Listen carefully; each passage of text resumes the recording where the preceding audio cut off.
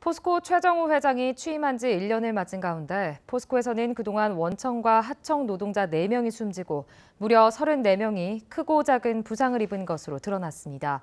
노동계는 고용노동부가 포스코의 눈치만 보고 있는 사이 안타까운 죽음이 이어지고 있다며 포스코에 대한 특별 근로감독에 나서라고 촉구했습니다. 장성훈 기자입니다.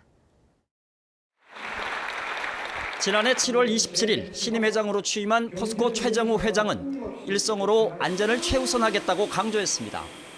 하지만 취임 1년을 앞둔 지금 최정우 회장의 약속은 지켜지지 않고 있습니다.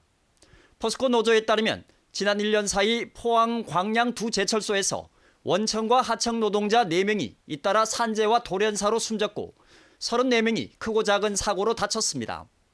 사망자는 포항이 3명, 광양이 1명이었고 부상자는 포항이 27명, 광양은 7명으로 사고 대부분이 포항 제철소에 집중됐습니다.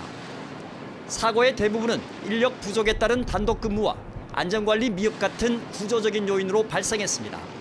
제일 큰 이유는 인원 감축인 것 같습니다. 원래 둘이서 가면 되는 건데 혼자 가다 보니까 안전시설물에 대해서 투자를 한다 해놓고 사실 고쳐진 부분이 별로 없으니까.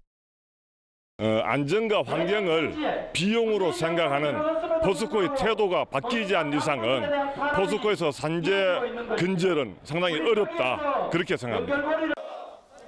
포스코 노조 측은 기자회견을 열고 산재를 막기 위해 2인 1조 작업을 실시하고 과도한 업무를 맡기는 표준 작업서를 전면 개정할 것을 요구하는 한편 노조가 참여하는 산재 근절 논의기구를 설치하라고 촉구했습니다.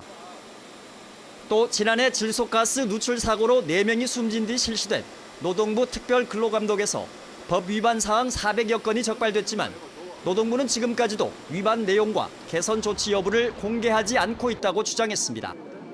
특히 이딴 산재에도 불구하고 노동부의 관리 감독이 겉돌고 있다며 포스코에 대한 특별 근로감독을 요구했습니다. 산업재해에 대해서 외면하고 있고 포스코 눈치를 보고 있다, 이렇게 판단하고 있습니다.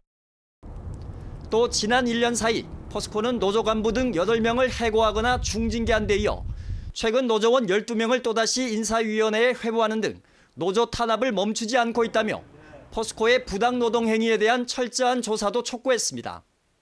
민주노총 측은 고용노동부 포항지청이 앞으로 한 달 안에 특별 근로감독 실시 등 적절한 대응에 나서지 않을 경우 전면적인 투쟁에 나설 것이라고 밝혔습니다. MBC 뉴스 장성훈입니다.